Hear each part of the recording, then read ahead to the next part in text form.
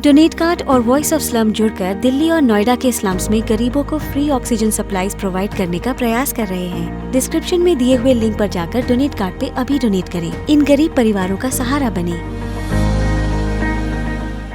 नमस्कार दोस्तों, क्राइम तक में आपका स्वागत है। कानूनी कहानी में मैं पूनम शर्मा फिर आपके साथ हाजिर हूँ। आज की कानूनी कहानी में बात करेंगे भारत के गर्भपात कानून को लेकर, लेकिन उससे पहले डोनेट कार्ड को लेकर मैं बात करूंगी आपको, क्योंकि कोरोना के इस वक्त में हमारे देश में लाखों लोगों को हर रोज कोरोना हो रहा है और उनको मदद की ज़रूरत है। ऐसे में आप डिस्क्रिप्शन पर जा सकते हैं और जो भी आप मदद करना चाहें,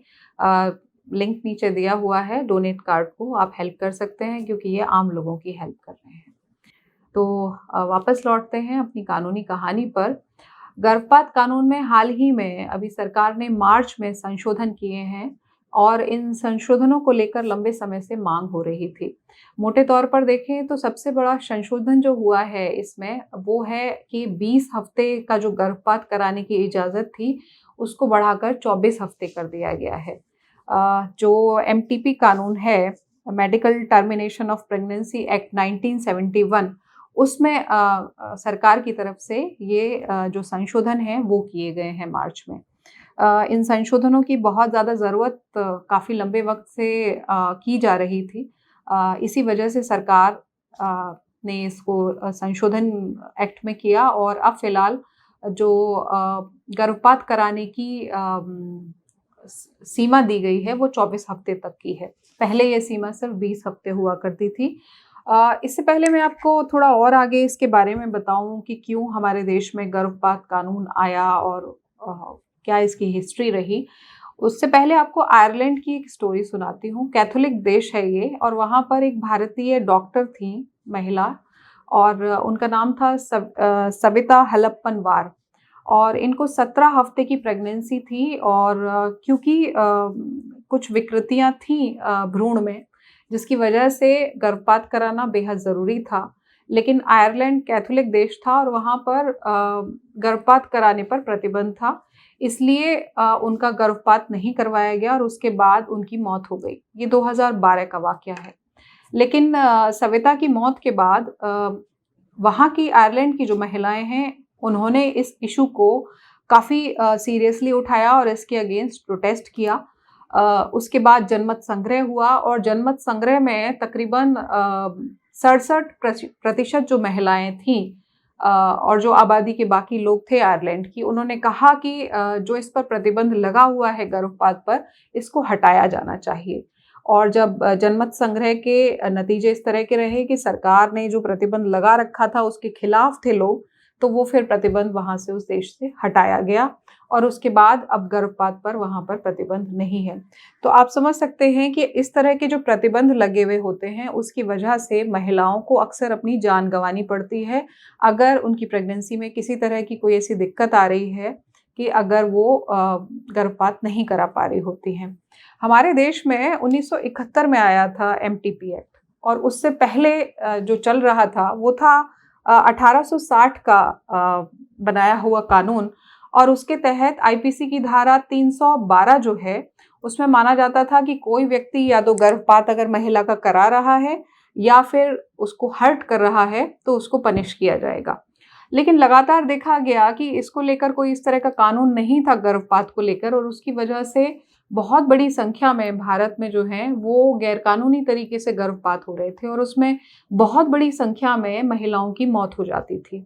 तो इसी को ध्यान में रखते हुए सरकार ने फिर 1970 में एक कमेटी का गठन किया और इस कमेटी में शांतिलाल शाह कमेटी थी ये, और इस कमेटी को नियुक्त इसलिए किया गया कि इनका काम था कि वो सिफारिश जो भी होगी कमेटी की, सरकार देखेगी उनको और उसी पर फिर एक्ट बनाया जाएगा। तो शांतिलाल शाह कमेटी ने फिर अपने सुझाव दिए सरकार को इस मामले में 1970 में, और उसके बाद फिर 71 में जो है ये कानून आया, एमटीपी एक्ट, और उसमें लगातार फिर संशोधन जब भी ज़रूरतें हुई, 2-3 बार संशोधन भी बीच में हुए। लेकिन अभी जो मार्च में संशोधन हुआ है इसकी लंबे समय से मांग हो रही थी। समाज में जब भी बदलाव आ रहे होते हैं तो कानूनों में भी बदलाव की ज़रूरत होती है, और अगर उन कानूनों में बदलाव नहीं होता है तो चीज़ें गैरकानूनी तरीके से हो रही होती हैं और कहीं न कहीं उसका नुकसान आम लोगों को और सरकार को दोनों को उठाना पड़ता है। तो अभी जो संशोधन हुआ है उसका मुख्य कारण जो था वो ये था कि सबसे बड़ी चीज़ कि हमारे देश में आज भी आप अगर देखें तो जो गर्भपात हो रहे होते हैं उसमें से 56% गर्भपात अभी भी गैर कानूनी तरीके से हो रहे होते हैं और उसमें 8% जो महिलाएं हैं जो गर्भपात कराने वाली हैं उनमें से 8% महिलाओं की मौत हो जाती है। तो इसी आंकड़े को घटाने के लिए सरकार के लिए ज़रूरी था कि जब भी गर्भपात की अगर ज़रूरत है और मेडिकल बोर्ड तो रहता ही है, डॉक्टर्स रहते हैं, तो उसको महिलाओं को ये अधिकार मिले कि वो गर्भपात करा सके। अब जो ये 24 हफ्ते किया गया है, इसमें क्या-क्या चीज़ें हैं जिन हालातों में किया जा सकता है। पहला तो ये कि मान लीजिए कोई नाबालिग है और मान लीजिए रेप हुआ है उसका, तो ऐसी स्थिति में गर्भपात उसका करवाया जा सकता है, पेरेंट्स जो हैं उसकी अनुमति देते हैं तो। मान लीजिए कोई मानसिक रूप से बीमार है और कोई महिला है, वो कैरी ही नहीं कर सकती है और भ्रूण को और मान लीजिए प्रेगनेंसी रहती है और उसमें उसकी जान को भी खतरा है, तो ऐसी स्थिति में भी 24 हफ्ते तक गर्भपात करवाया जा सकता है। इसके अलावा मान लीजिए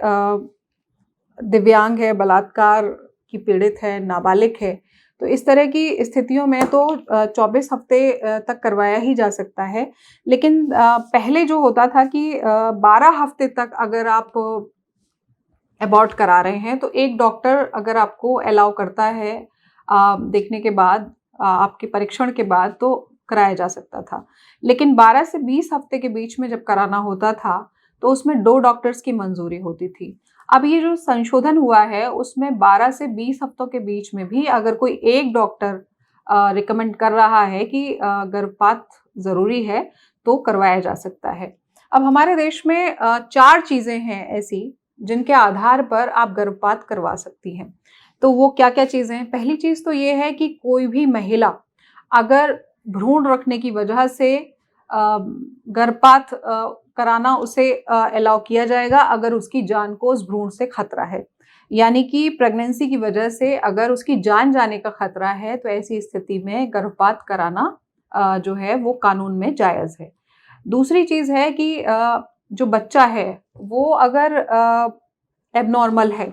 और मान लीजिए जो रिपोर्ट्स आ रही हैं, चाहे अल्ट्रासाउंड रिपोर्ट्स हो या बाकी और परीक्षण जो होते हैं मेडिकल परीक्षण, अगर उनसे लग रहा है कि उसको मानसिक या शारीरिक तौर से कोई गंभीर बीमारी है बच्चे को और पैदा होने के बाद भी या तो उसके जीवित रहने की संभावनाएं बहुत कम हैं या फिर वो सामान्य ज़िंदगी नहीं बिता पाएगा, तो ऐसी स्थिति में भी जो है वो 24 हफ्ते तक अब अबॉर्ट करवाया जा सकता है।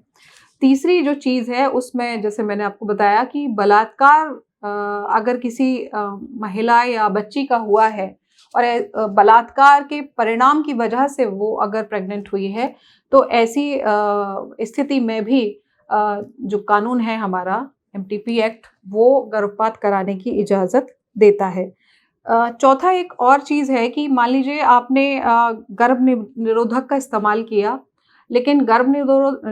निरोधक इस्तेमाल करने के बाद भी आप अगर प्रेग्नेंट हो गई हैं, तो ऐसी स्थिति में भी जो गर्भपात है वो करवाया जा सकता है। लेकिन सामान्य स्थितियों में देखा जाए कि कोई महिला अगर मान लीजिए प्रेग्नेंट है, स्वस्थ है, बच्चा भी जो भ्रूण है उसका वो भी स्वस्थ है और वो चाहे कि हम गर्भपात करा लें, तो आज भी कानून में वो अपराध की श्रेणी में ही आता है। आप ऐसे गर्भपात नहीं करा सकते हैं। सिर्फ ये जो 4 कैटेगरीज दी गई हैं, अगर इस कैटेगरी में आप फिट होते हैं, तो आप गर्भपात जो है करा सकते हैं।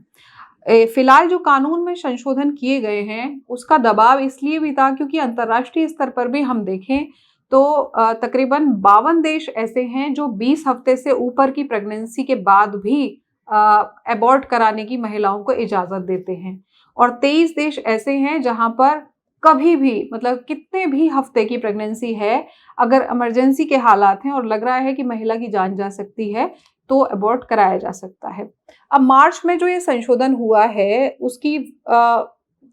उससे पहले की स्थिति क्या थी? उससे पहले अगर 20 हफ्ते से पहले अगर किसी ने मान लीजिए करा लिया है गर्भपात, तो ठीक है, लेकिन 20 हफ्ते से अगर 2 दिन भी ऊपर हो गए हैं तो फिर अदालत जाना पड़ता था और कोर्ट में जाने के बाद महिला को बताना पड़ता था कि किस वजह से वो अबॉर्ट कराना चाहती है, और साथ में कोर्ट जो होता था वो एक मेडिकल बोर्ड बनाता था, और फिर वहाँ के जो डॉक्टर्स हैं उनकी रिपोर्ट के आधार पर ही कोर्ट अपना फैसला लेता था कि गर्भपात की इजाज़त दी जाएगी या नहीं दी जाएगी। अक्सर इस तरह के मामलों में ये होता था कि जहाँ एक-एक दिन महिला के लिए जान का खतरा है, वहाँ पर मान लीजिए रिपोर्ट आने में मेडिकल बोर्ड की 2 हफ्ते या 3 हफ्ते लग गए, तो ऐसी स्थिति में स्थिति जो पहले से खराब थी महिला की वो और ज़्यादा खराब हो जाती थी। या मान लीजिए कोई बलात्कार की पीड़ित है और उसको तुरंत अबॉर्ट कराना ज़रूरी है, जैसे ही पता चला, तो पता चला 3-4 हफ्ते और निकल गए तो और मुश्किल हो जाता था। तो इन सब स्थितियों को देखते हुए, या जैसे भ्रूण 22 से 24 हफ्ते डॉक्टर्स जो मानते हैं, 22 से 24 हफ्ते के बीच में जो भ्रूण है उसमें अगर दिल से जुड़ी हुई कोई बीमारी है या फिर कोई शारीरिक बहुत ज़्यादा कहना चाहिए कि इस तरह की चीज़ है जिससे बच्चा सामान्य रूप से जीवन नहीं जी सकता है, तो वो तकरीबन 22 से 24 हफ्तों के बीच में ही पता चलती हैं कई मामलों में। तो ऐसी स्थिति में पता चलता था कि 22 या 23 हफ्ते के बीच में आपको पता चला और फिर 4 हफ्ते कोर्ट कचहरी में लग गए, तो वो फिर 30 हफ्ते तक निकल जाते थे और महिला के लिए बहुत मुश्किल हो जाता था। तो इन तमाम चीज़ों के बीच में अब इसमें जो सुधार हुए हैं कानून में, इसका महिलाएं भी लंबे वक्त से इंतज़ार कर रही थी, क्योंकि बहुत सारे ऐसे केसेस थे जिसमें मैंने खुद देखा कि कोर्ट में जब केस लगाए जाते थे तो वकील महिला साथ खड़े हैं और वो कोर्ट से कहते थे कि हमें अगले दिन की ही तारीख दे दीजिए, और व्यवहारिक स्थितियां इससे अलग होती थी। मेडिकल बोर्ड बिठाना, फिर डॉक्टर्स को रिपोर्ट देना, ये तमाम चीज़ें, महिला का वो परीक्षण करना और फिर कोर्ट में दोबारा इस मामले की सुनवाई, उसमें बहुत लंबा वक्त जाया हो जाता था। तो इन सब चीज़ों से बचने के लिए ही ये जो तमाम चीज़ें हैं कानून में बदलाव की शक्ल में दी गई हैं, और सरकार ये कहती है कि जो सुरक्षित और कानूनी गर्भपात हैं वो महिलाओं के लिए कराने अब और आसान हो जाएंगे इन संशोधनों के बाद। और 24 हफ्ते तक जो इस तरह के मामले हैं जिसमें लग रहा है कि या तो बच्चे के लिए जन्म लेना, अगर वो लेगा तो सामान्य ज़िंदगी नहीं जी पाएगा, या फिर उसका जीवित रहना मुश्किल होगा जन्म लेने के बाद, या फिर महिला को अपनी जान का खतरा है, तो ऐसी स्थितियों में, विशेष परिस्थितियों में अब गर्भपात जो है वो 24 हफ्ते के लिए कोई भी महिला करा सकती है। आज की कानूनी कहानी में इतना ही। कल आपसे फिर मुलाकात होगी, तब तक के लिए नमस्कार।